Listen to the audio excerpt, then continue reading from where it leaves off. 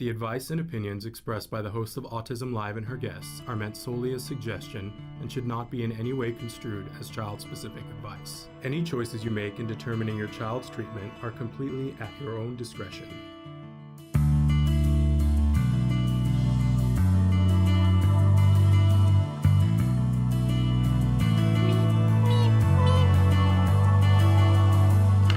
Good afternoon and welcome. I'm trying to do that thing that I'm always trying to do, which is to share it on my Facebook. Hey, I'm Shannon Penrod, and you don't normally see us at this time of day unless it's something really special. Guess what? It's something really special. You know, we love to feature wonderful artists here on the show whenever we have an opportunity to. We love to talk about young people on the spectrum and the amazing things that they do. You know that and this fits all of those categories, but additionally, you know that we love us some Coby Bird here at Autism Live for so many reasons. We've known Coby since he was 15, 14. I don't remember when the first time we had him on the show. And he was just starting on his acting journey. And then we watched someone get emotional. We watched as he turned around and got an agent, and then he started booking shows. We watched him on Speechless. We watched him on The Good Doctor. And then we've been watching him the last couple of years on Locke Key. Well, Coby has been on the show many times before, and he has also done red carpets for us, where he hosted the red carpet on our behalf. So he's worked for us before.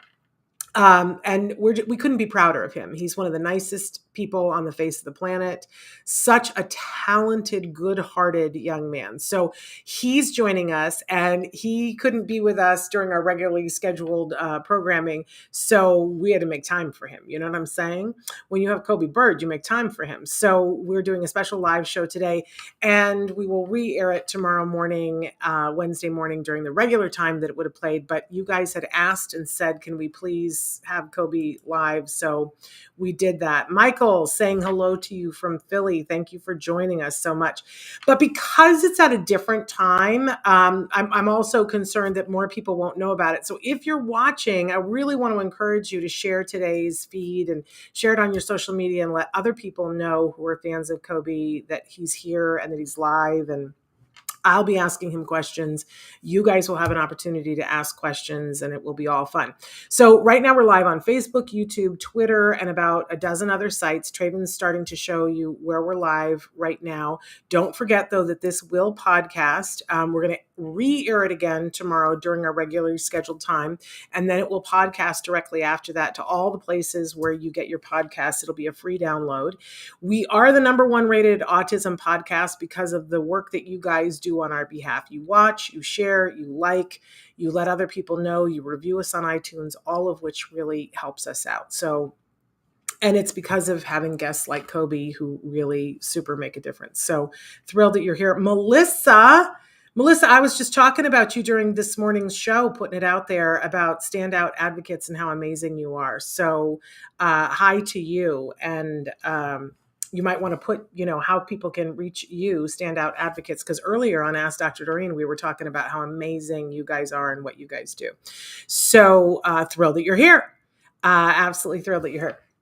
But we are doing our regular show, so I have a little business to take care of beforehand. And also want to plug, if you haven't seen enough of me today, remember that later on today, we're doing an Ed Talk with Dr. Temple Grandin. They're over at the Ed Asner Family Center. They do their monthly Ed Talks.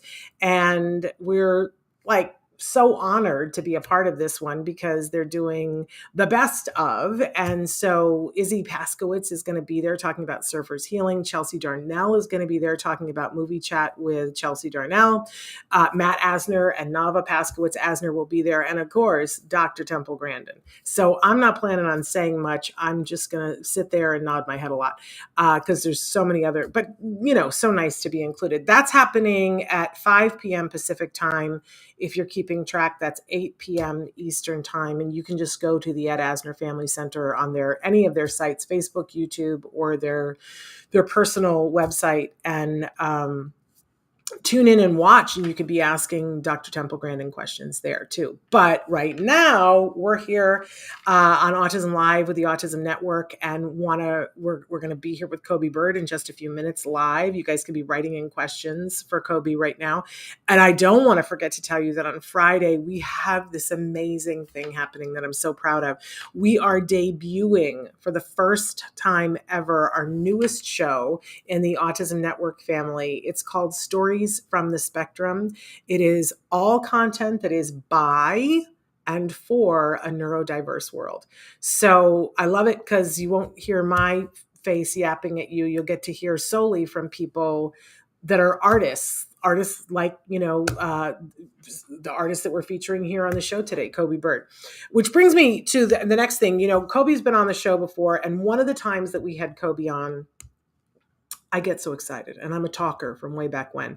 And one of the times that we had Coby on when he was very young, I'm just that mom who was just so excited to be talking to him. I didn't let him get a word in edgewise, which is pretty much what I do with a lot of our guests. I'm working on it. What can I say? But a lot of people who were Coby fans wrote in and said, seriously, what is wrong with this woman? Why won't she let him get in a word in edgewise? I felt terrible about it. So the next time he came on, I promised that I would tape my mouth shut so that he could get in a word in edgewise, and it's become this joke between us. So I have my tape ready. If we need it, all you guys have to write into the chat and say, Shannon, give him a chance, and I will tape my mouth shut. I don't have the world's worst tape in the world here. I even didn't put on lipstick in case we need it. So that's coming up. But first, let's take care of a little business. Want to remind all of you what we're here for, which our mission here is to provide information and inspiration. That's really what it's all about. And that's for everyone who is in that larger autism community. What do I mean when I say that?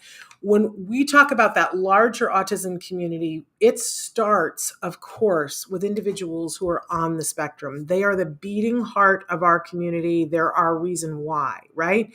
They're at the heart of everything and need to be guiding all the decisions that we make and the topics that we talk about. But in our larger community, we choose to include everyone who is on the spectrum and everyone who loves them, because we feel that in that larger community that we have an opportunity to have all the stories be heard and have more. I mean, what I want is eventually for that to be the whole world, right? That should be the whole world. We're still working on that, but if we can put our hearts and minds together, we're not going to agree on everything. In fact, we're not going to agree on much because this community is big, it's bold, people have different needs, wants, desires, individuals, right? But we can agree on a couple of things like respect and love and consideration and empathy and the right to work and the right to love who you love, right? We can agree, and safety, we can agree to the human rights, all of it, right?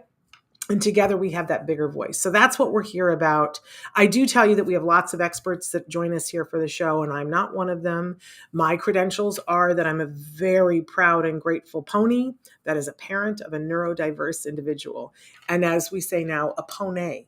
Have to have the dance move with it. A pony. I'm a parent of a neurodiverse adult individual. Hello, Melissa. Melissa from McAllen. We're so glad that you're here. So those are my credentials, and the fact that I care deeply and feel that karmically I need to pay forward the help and support that was given to me. So Teresa, hello. I know you guys are here to see Coby Bird. He's going to be joining us in just a few minutes. We just have to take off here and do our jargon of the day. Couple of little business, and then we'll bring Coby in here.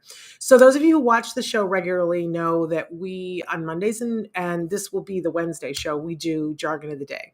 This is because it's so overwhelming, right? No matter who you are, when you come into this community, there's a whole bunch of words and phrases that nobody has any idea what they mean. So we try to give them to you one bite at a time.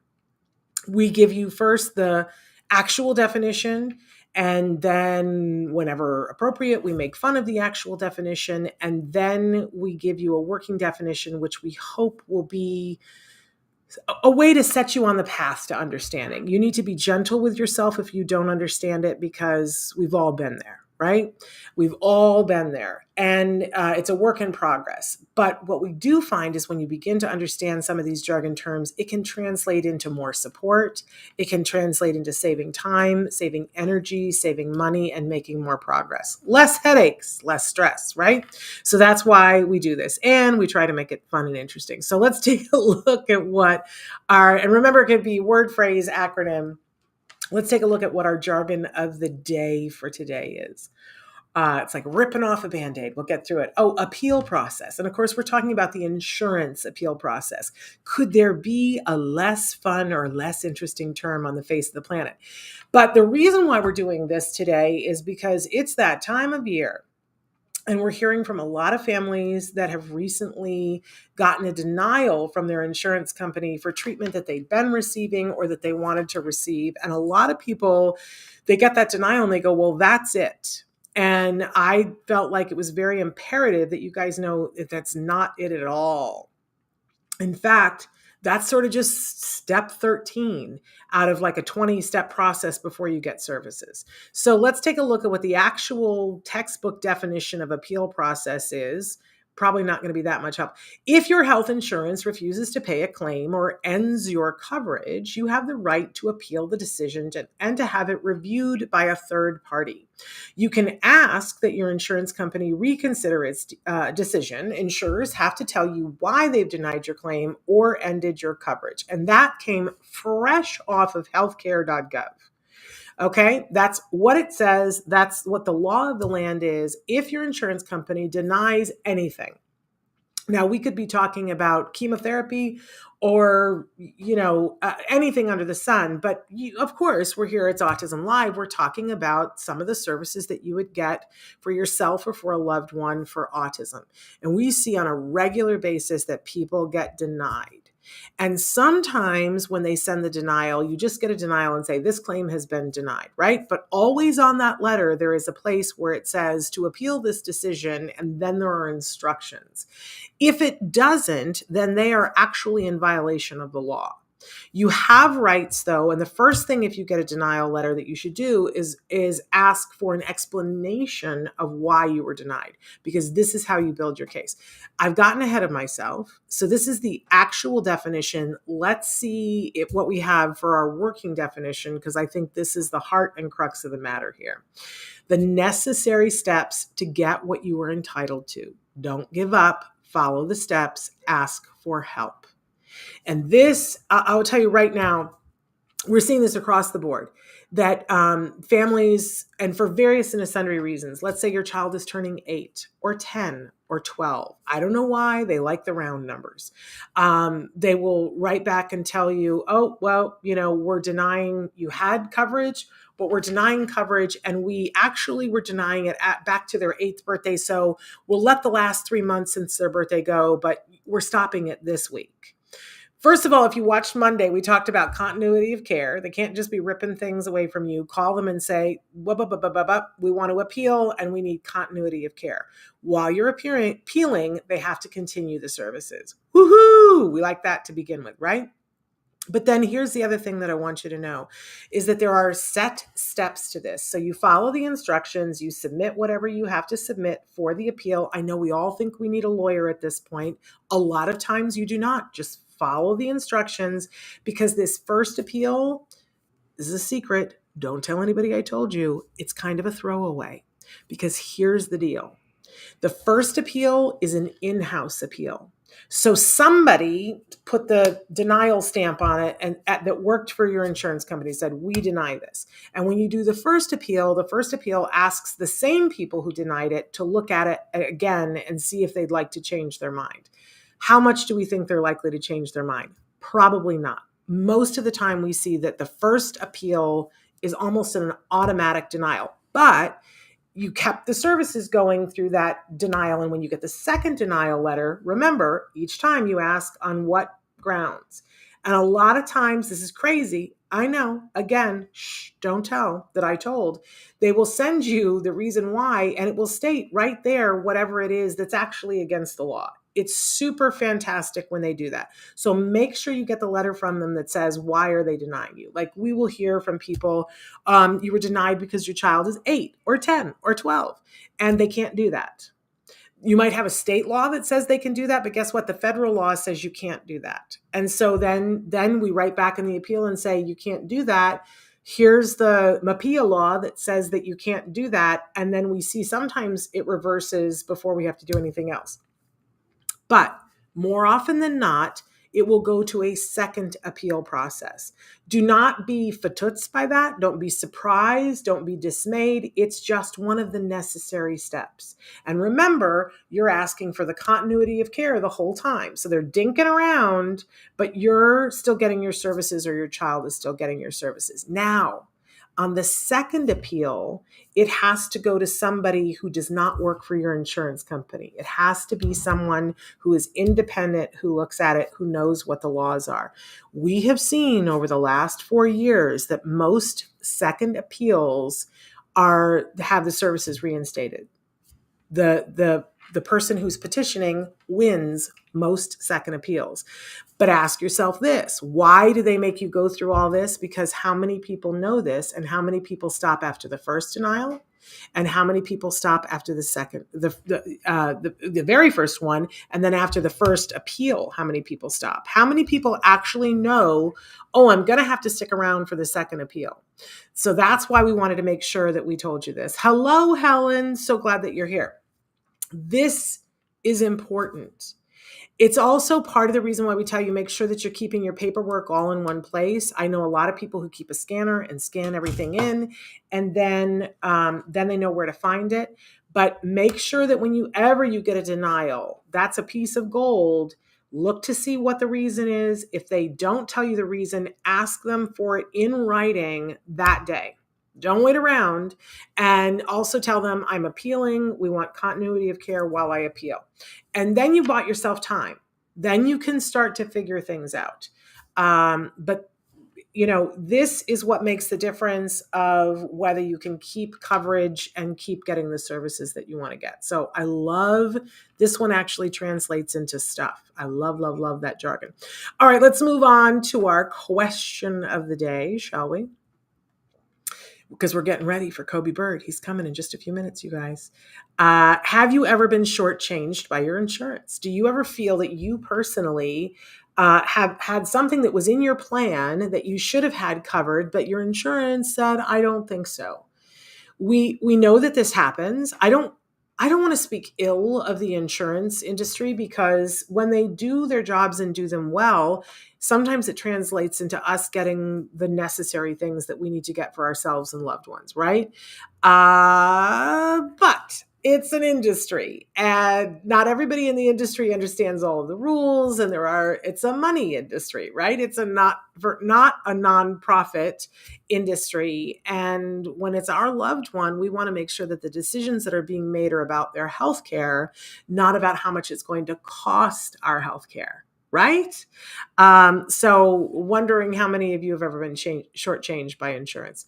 I certainly have had that happen, where we had to hold their feet to the fire. And then when we did our process, we got what we needed to have. So there you go. All right. And then on to our topic this week. I'm very happy about this topic. It goes right hand in hand with all of our guests this week and with our debut of Stories from the Spectrum.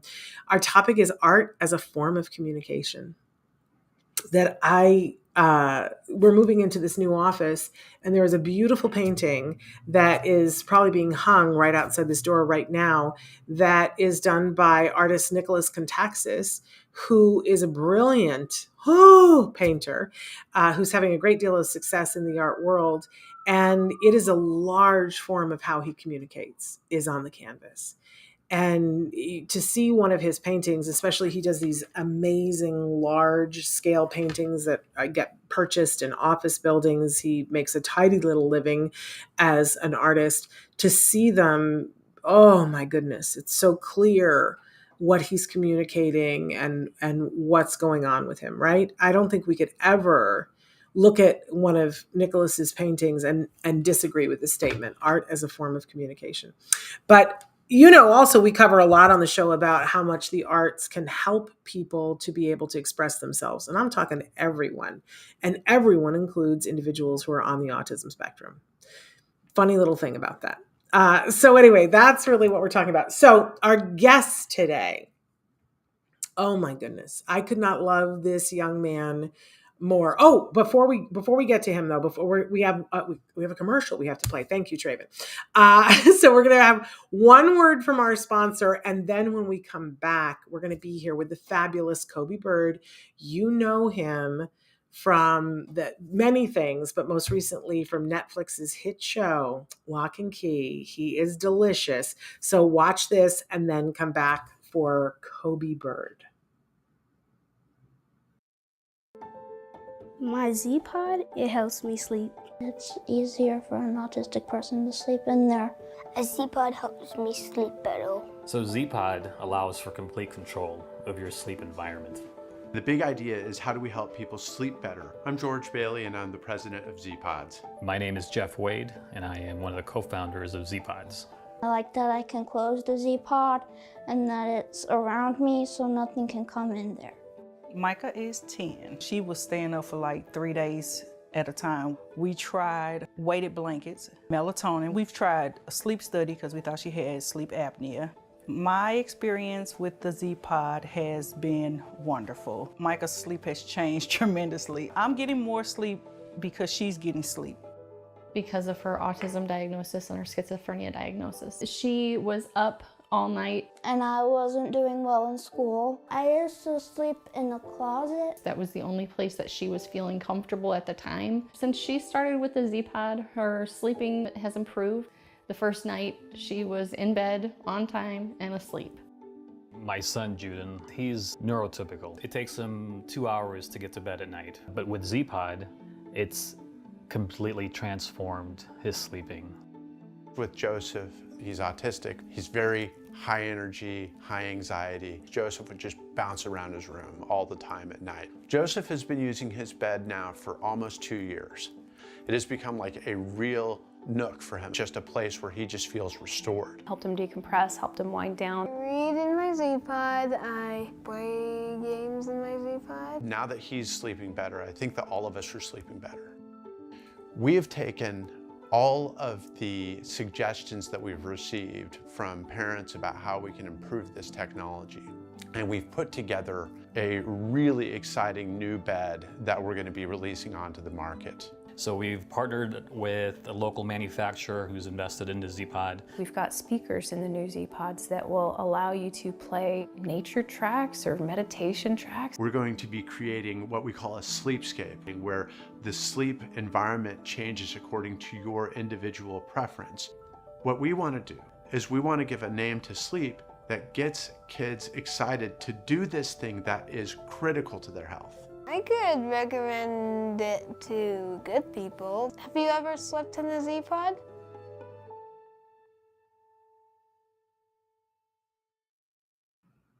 Welcome back. I'm so excited to welcome our next guest because Coby Bird, honestly, one of my favorite people on the face of the planet. There is nobody sweeter. There is nobody nicer. He's so talented, so good-natured. And we've known him for many years. He's been a part of Autism Live almost from the beginning.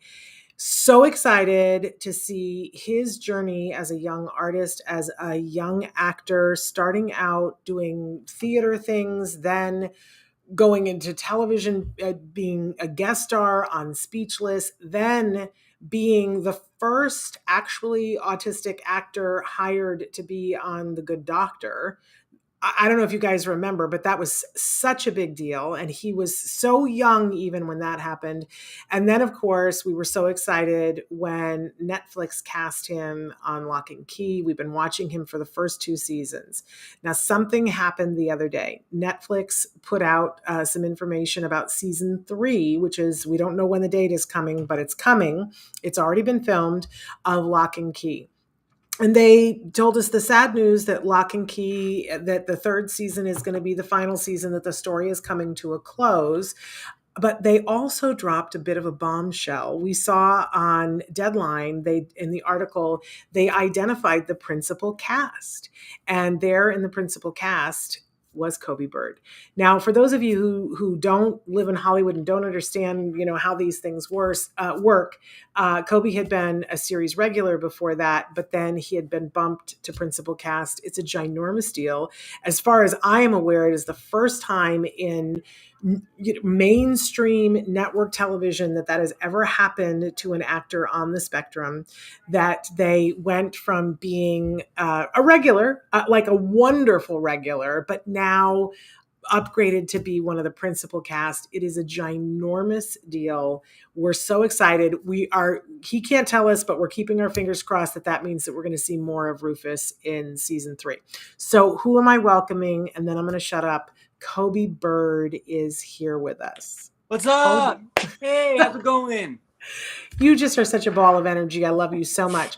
So Coby, this is probably, I can't even imagine how long you have been sitting on information. And of course, there's more information you can't share with us. But I'm not going to ask you, I'm not going to put you on the spot and ask you anything about season 3. We're just going to have to wait to see it. But there are secrets that you get told that you can't tell anybody for a long period of time. I don't know how you handle that. It's tough because for the longest time, people would ask us, when's season 4 coming? Is there gonna be a season 4? And all I could say was, you never know. So I can't say anything yet, but how do I say this? Spoilers for those of you who haven't seen season 2. So at the end of that season, Ellie and Rufus reunite, and there might be a chance you might get to see Rufus, but that's all I can say. That's right. Yeah. Well, we know that you're in season 3 because they released that on Deadline. Yeah. So I can say that without being offed by the powers that be, because it's been released. We know that you're in season 3. We know your principal cast. We know that, that suggests certain things, but we don't know too much about it. But I'm just, for you as an actor, Coby, when you realized, first of all, what was there a moment when you realized that you were being upgraded and that you were getting? Are you allowed to talk about that? Maybe I don't even. I'll be vague. Yeah. So okay. When I found out that I was part of, because I started as a guest star on the show, and then that's when I was a part of regular cast. But I was speechless. I'm speechless, and I am speechless most of the time. But I was speechless. I couldn't even process what was happening. But no, it was amazing. Well, we certainly, you were away for quite a long time because you almost filmed season 2 and 3 back to back, right? There was like a couple of weeks in between. Yeah, and we had a so when I was going to Toronto that time of the year, I was pretty much only doing this. I was only doing one scene, and we thought we'd be there for a few weeks, but then things changed, and then we were there for a lot longer.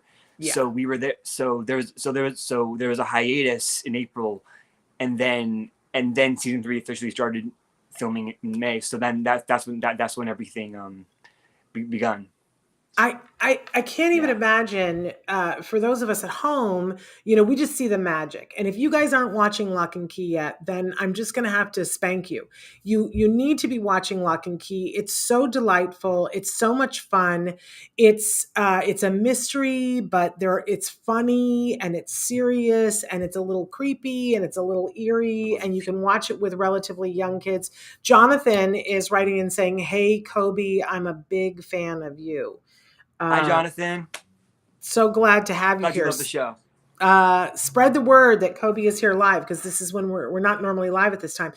But, what we need to remember, those of us who are watching this amazing, and it's high tech, like there's so many wonderful elements to it. It feels a little like there are elements of it that feel reminiscent of Harry Potter, it's very Harry Potter. Like it's a mixture between it's like a mixture between Harry Potter and Spider-Man Chronicles and a bunch of other things like I can't think of, but it's very a little bit of Scooby-Doo. Yes, in there. exactly. There's a little bit of Scooby-Doo Goonies too.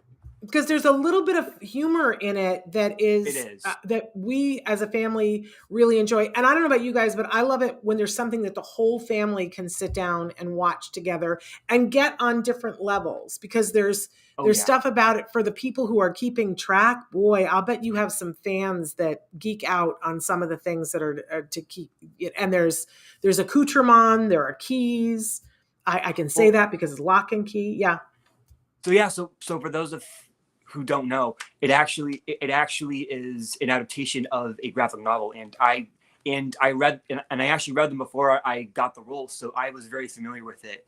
So I know pretty much most of the story. I know all of it, and it's loosely based, so it's kind of in a lot of ways its own story. But there still are a lot of things that are from the comics that are put into the show. So for fans who are for the fans of the graphic novels, they'll probably get the references and stuff here and there. And it's beautifully shot. Oh my gosh, it's just the cinematography. The special effects, crazy good stuff. And you've been a part of, if people watch season 1 and 2, you've been a part of some pretty incredible things. And I hate to give spoiler alerts, but if you haven't watched season 2 by now, shame on you. You know, by a vowel, dim the sound down for just a second, because for a great part of season 2, you're someplace else, but you finally get to come back at the very end for this very emotional thing that had us all on the floor. Coby had us just sobbing. When we shot that scene, because it was during when COVID was still really high and really intense. So social distancing was the thing. It was intense, and that hug, that was like the first time we were able to break away from our chains and just the emotions that we all went through. It was amazing. And that was just practice. That was just rehearsal. So it wasn't even part of it, but just that first time we hugged, we felt it was like being back in time, because we were so used to being in our bubbles, and finally being able to be outside. It was wonderful. I mean, you guys, this is the point that I was trying to get to, is that you guys were doing this in the heart of the pandemic, that season 2 and 3 all shot in the heart of the pandemic. And when I hear people still, first of all, let me say this, Coby, congratulations to you, because you have been just beating a path through all of the objections. When I think about when you were 14 or 15 and you were on Speechless, and we were like, oh my gosh, they actually cast somebody who was on the spectrum to play somebody on the spectrum. It was almost unheard of at that point. And there you were. Were you 15 years old? How old were you? I was 15, yes. And then fast forward to, not that further down the road, then, you got cast on The Good Doctor. And again, that was a thing. And I don't say this lightly, Coby, but I feel like you were carrying the entire artistic community of the autism community on your shoulders when you went up to Canada to shoot that, because you came back and suddenly everybody knew, that the networks knew you can cast people who are on the spectrum. They're absolutely capable of doing this. And you blazed a path that everybody's benefiting from now. We're all benefiting from it.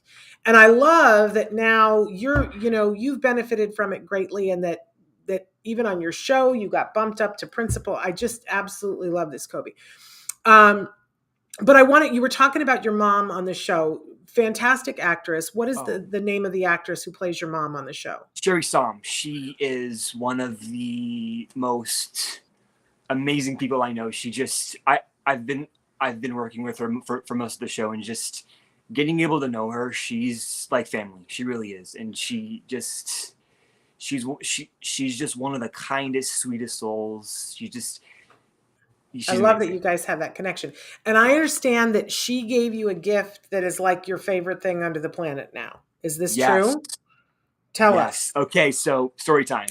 Okay. So back when I was in Toronto of last year, I love everything vintage. I love retro things, and I collect cassette tapes. I have a bunch of Walkman, and recently I have an old PlayStation 2 that I still play all the time.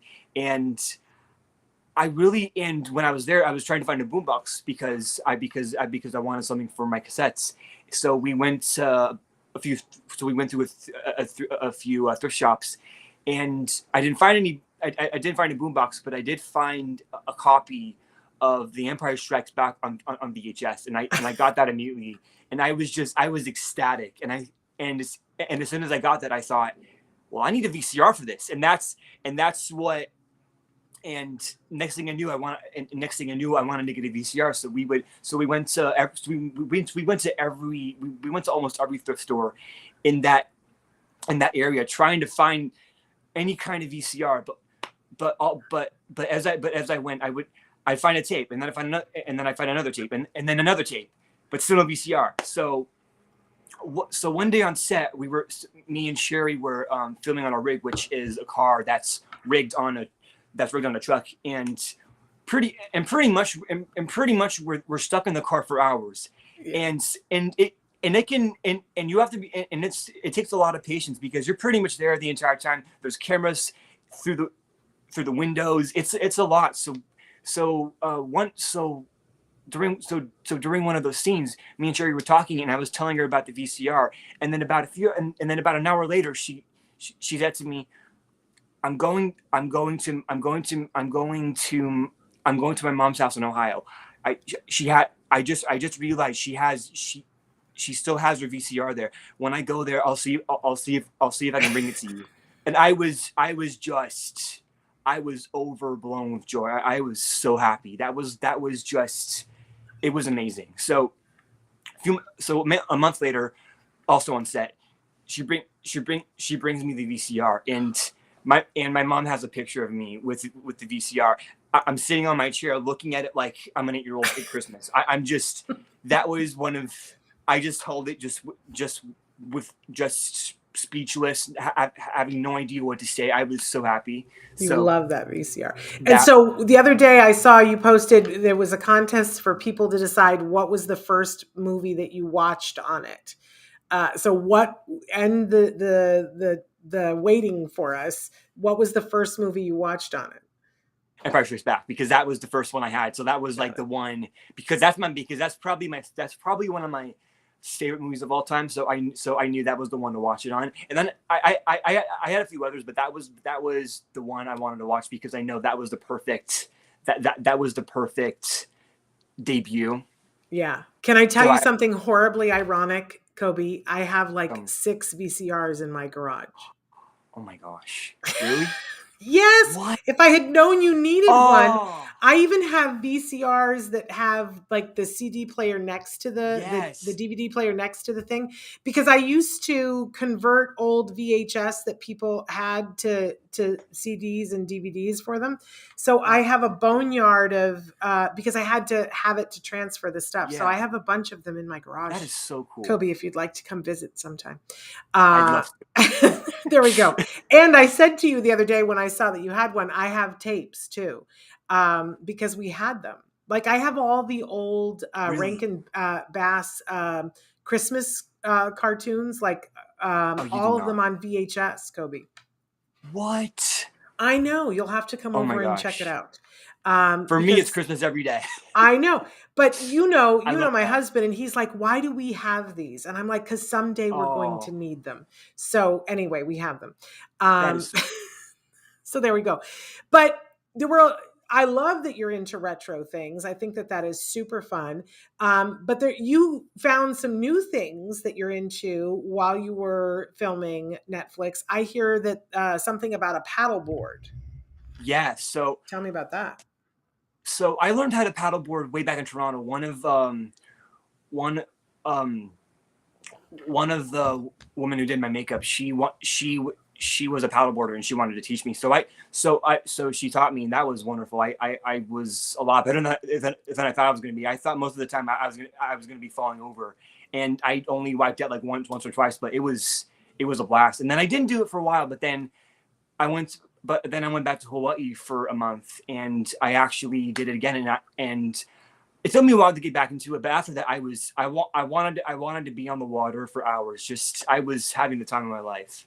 Amazing. That takes a lot of balance. It does. It does. Oh, trust me. Like I'm sure that I couldn't do it. Yeah. But another thing that takes a lot of balance, and something that you really hadn't done, correct me if I'm wrong, until you were in Canada, was ride a bike.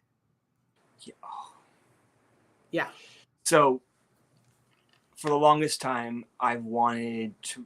I could never ride a bike because of my autism. It was just a hard thing for me to do. What was hard about it? Do you remember? The bouncing. Okay. And back then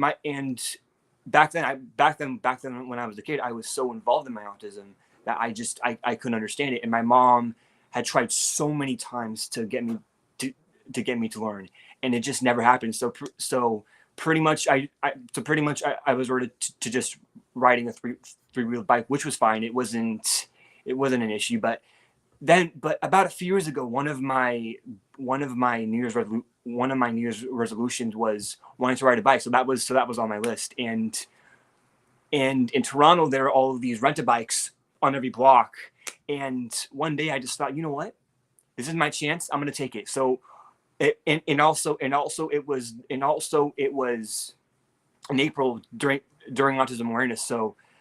So one night me and my mom went to rent a bike, which actually was like right by our residence, and I was there for almost about 2 hours just learning. And like with paddleboarding, I picked it up, and when I thought it would have taken me weeks, I actually learned how to ride fully. And then the next day, my mom had an idea to go. So in Toronto, there's on Lake Ontario, there is an island called the Toronto Island, and it was off season, so it was no cars, nothing. It was practically a ghost town, and I rode 8 miles the next day, and it was just I wanted to ride for 20 miles. I could have done 100, honestly, but wow. No, but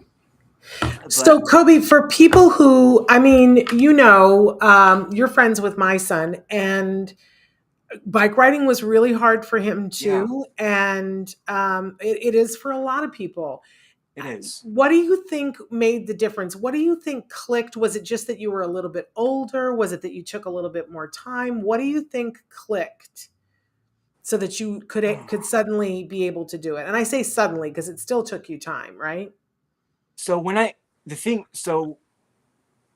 as I've gotten older, the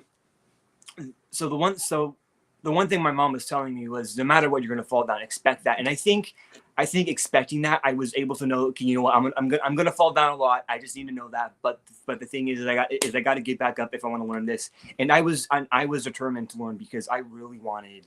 Yeah. I think that's a big part of it. Yeah. I think the desire has to be there. Exactly.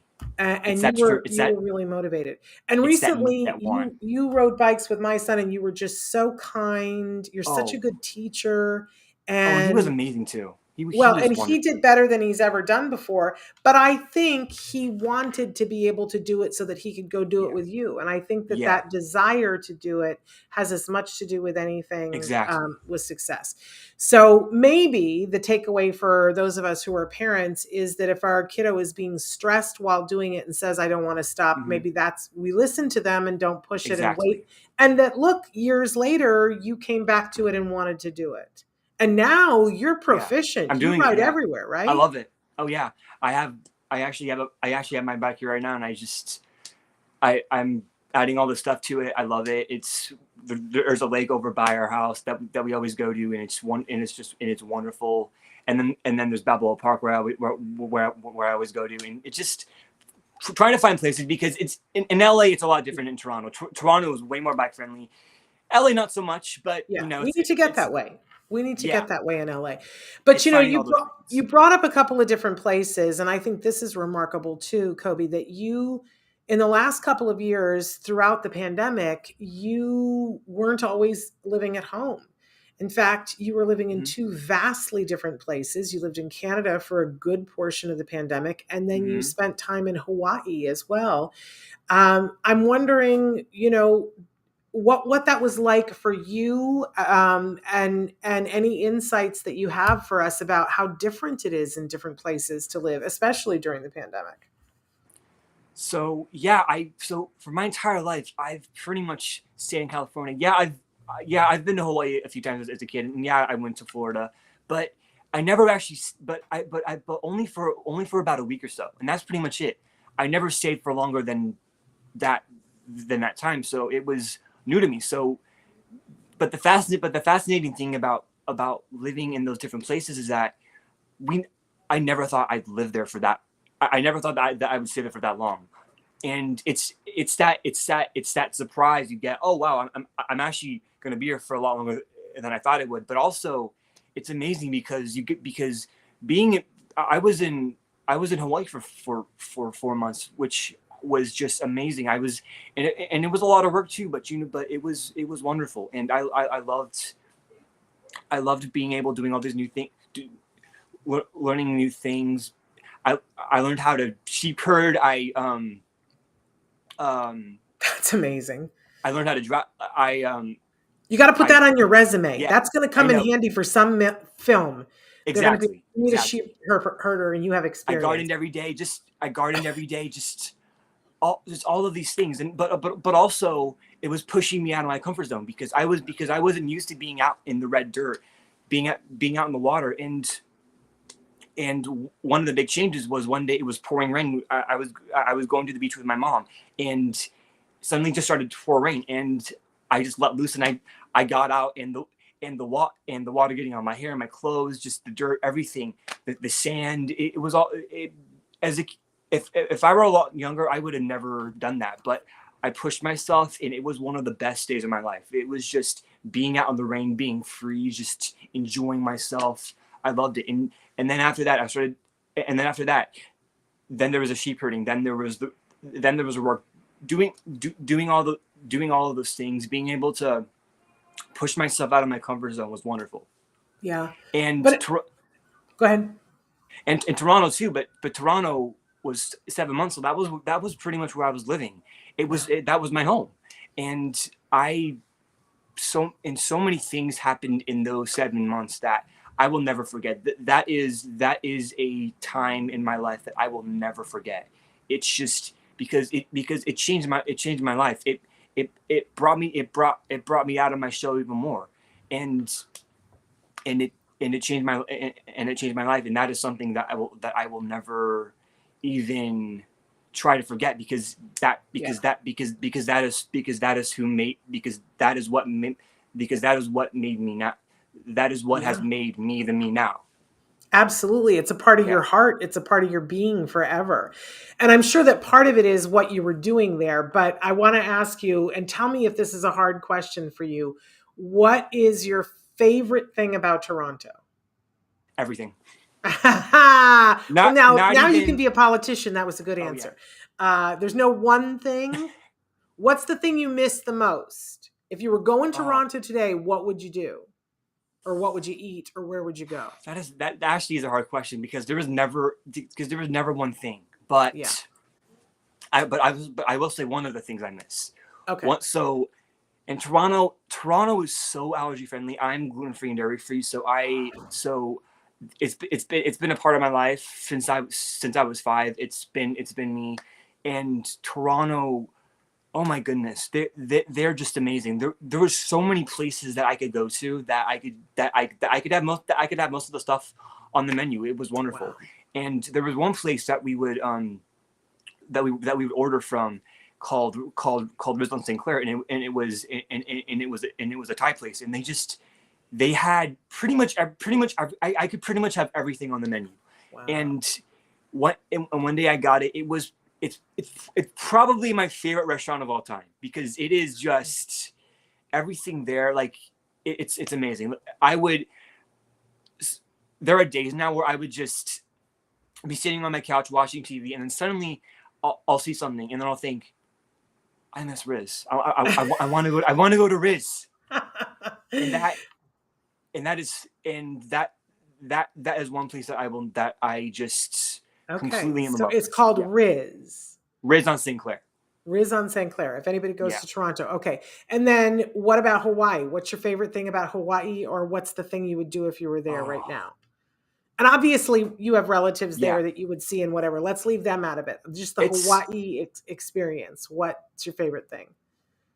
I love it. See, I love it because where I was staying, it was on a small island called Molokai. It's between it's a Maui country, so it's right next to Maui and Lanai, and it's a really tiny island, 30 feet long, or no, 30 miles long, not 30 miles long. Yeah, 30 feet would be very small. You don't have to stand on one piece of dirt. Okay. I make that mistake all the time. But it's a very tiny island, only 7,000 people. Wow. And it's like being in a small community because but the thing is that everybody, it's almost like one big family, but also it's just the feeling of aloha spirit, and just having that positivity, but also in many ways it's very meditational, because there would be days that I would just go on drives with my mom on the east end, because on the west end it's all dry, it's all red dirt, it's all out in the country. But then on the east side it's all jungle, it's all tropical. And there would be days where we would just go driving on the east end, and it was just being able to feeling the wind, just driving on the road and just looking at everything. It's amazing. It's got to be a different pace than it is. Oh yeah. Compared to LA. Yeah. Compared to LA, oh, it's big. It's huge. But it's also just a wonderful place, and that's somewhere I consider my home, because when I'm there, I'm so comfortable, I'm so relaxed, I'm myself. Yeah. And I don't have any peer pressure or anything like that, because I'm going with the flow, just being able to do things at my own pace, and it's amazing. It really is. It's amazing. Amanda has sent you some blue hearts, and Jennifer Page Marrero has sent a kiss emoji. And Jonathan said, "That's cool, Coby, and I know you have autism just like me, so that's amazing." Oh, yay! Yay, indeed. I want to know. One more question about Hawaii. You didn't tell me what's your favorite food in Hawaii.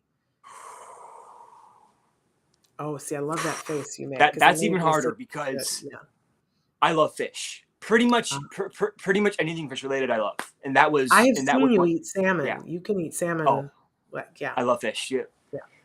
Even more so than meat. So now, do you also like seafood or just fish?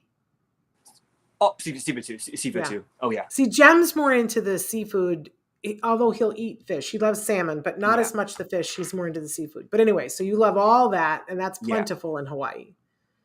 Yeah. So, and it's... Is there one dish or one fish or one... because almost every night we would make a meal, and it just... There are so many that comes to mind, but almost every day my mom would come back, and she would bring me poke, and I love poke. Like that poke has been my muse since I was 15. Like I love it to death. And we gotta go sometime and have that, because Jem has never had that. Yeah. And he was asking me the other day, and I said, "Oh, Coby eats that all the time," and he was like, "Really?" Oh, it's amazing. I love it. So we'll have to do that. Oh, definitely. I don't understand what the difference between poke and pho is. So pho, like pho noodles. Yeah. So pho noodles, but poke is raw fish. It's seasoned raw fish. It can be tuna, it can be salmon, it can be anything. And I know that not everybody likes raw fish, and that's totally fine. I personally love raw fish, but it's definitely it's raw fish, but you can add rice to it, you can add furikake, you can add spicy mayo, any kind, like just anything you want, and and that's the amazing thing about poke. It doesn't have to be fish. It can be pretty much anything you want it to be, and it's amazing. It's amazing. You need to do food reviews, Coby, because when you talk about food, it gets us all excited. And I have to say, too, your mom is an amazing cook. We featured her recently on the show, and I'm going to say this for the first time here. I've gotten your mother to agree to be on the show once a month with me, to co-host with me once a month, and she's hopefully going to share some recipes with us, because she does small kitchen, big flavor. You guys should be following her on Instagram. While we're paused and talking about Instagram for a second, Coby, can you put up on the screen, because there's lots of ways for people to follow you, Coby. You're on different, and Amanda says, she says, I follow your mom on Instagram. And Maribel says, hi, Coby. So where's the best place to follow you? We're putting up your Instagram right now. Yeah, perfect. So yeah, you can follow me on Instagram at the Coby Bird, Facebook, also the Coby Bird, and then Twitter Coby Bird. I'm not. Sometimes I forget my usernames because there are so many that it's hard for me to keep track. But you can. It's all. They're on the screen. The Coby Bird. Fantastic. Okay, so we're almost out of time here, Coby, because time flies. I can't believe it. And we're at the end of Autism Awareness Month, which is often, I find it's a little exhausting. Autism Awareness Month, but partially because we have to explain for the whole month why every day and every month is Autism Awareness Day and month, right? But what's the one thing in closing that you wish that you could convey to the world about you and about autism? What would you like them to know? All right, so for me, autism awareness is every day, every year. It isn't just specific. It isn't specifically just a single month. For me, it's every day of the year. It's every hour, every minute, and I may have a different thought process. I might speak differently. I have issue getting my words out. But the thing is that I'm just like you. I have the exact same thoughts as you, and in a lot of ways we're all different. I want people to know that I'm just like them. I have similar struggles. It may not be the exact same, but there is some familiarity to it. Absolutely. And that you're a beautiful human being who is an artist in your own right, that my goodness, Coby, how successful you have been. I can remember sitting in the studio all those years ago and you declaring to me, you were 15 and I was saying to you, so what do you want to be when you grow up? And you were like, you must have thought, who is this crazy lady? Can't she tell I'm an actor? And you were like, I plan on being an actor. And I was like, oh, well, good for you. And by the way, Dina says you're so right, Coby, and Maribel is saying hi, Coby, too. But I remember being so excited for you that was the path you were on. I don't think we realized that in a matter of months, you were going to be a professional actor working in the highest echelons of success in the field. Because that's percentage wise, that isn't normally what happens. But I gotta say, you have something that's unique and fabulous. And I don't even know if your fans know that you're also quite a singer too. So, and when I see you perform, there is something about you, Coby. There is a light that shines through your skin. Till the day I die, I will remember when we did a benefit once for Corey Feldman was the MC of an event, and you sang. And it was the most amazing thing. You were singing and there was just this, you're like an angel. It was coming out. And he turned to me and he was like, who is this guy? He's amazing. I said, I know, right? And he was like, somebody needs to do something with this talent. And I said, don't worry, he's got an agent. So, that's unreal. Corey Feldman telling. It was so evident. That's amazing. I love that. Yeah, it was so evident. There was just this light that was coming out of you. It was otherworldly, Coby. We're so excited for you in this journey that you're on. We know you're just getting started, so we can't wait to see all the things that you're going to do. But we don't have a date yet for season 3 of Locke Key, but we're waiting. It's coming. And the minute we have that date, we'll make sure that you guys know and that you're tuned into it. But if you haven't watched season 1 and season 2, boy, have you got a treat in store for you, because it's just delightful. You'll be on the edge of your seat. There's so much suspense. There's mystery and so much more. There's even a little romance in the thing. So we didn't even say Coby is playing the role of Rufus. And one of my favorite things about Rufus that Joanne Lara said is that Rufus has a job. And she was so excited about it. She was like, how amazing is it that Coby is playing this wonderful character and that he's employed? I love that was her takeaway from it, right? But you're a pivotal part of season 1 and 2. And as we said here, it has been revealed that you are principal cast for season 3. Yay. Couldn't be prouder of you, young man, making a difference. Thank you so much. I'm verklempt. But our time is up. Thank you so much for being with us. I adore you. Absolutely. It is always a pleasure being on here with you. I always have fun with you. I've been here from the beginning, and I cannot wait to be back on here again. Well, you've got me all verklempt. We're gonna go. But before we go, excuse me, I want to remind everybody on Friday, we're going to be featuring our very first episode of Stories from the Spectrum that is content all created by and for neurodiverse individuals. So I know, I'm so excited about it. It will be during our regular time on Friday. So make sure that you guys tune in for that and support all these wonderful artists. We'll be back then. Until then, give your kiddos a hug from me and one for you too. Bye, Coby. Mwah. Bye. Bye, everyone. Bye-bye.